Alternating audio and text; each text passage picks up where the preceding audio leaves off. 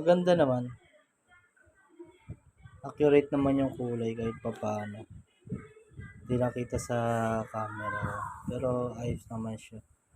As advertised, 100 Hz monitor. Hindi ko na siya na-videohan na unbox. Pero ganda naman yung quality kahit papaano.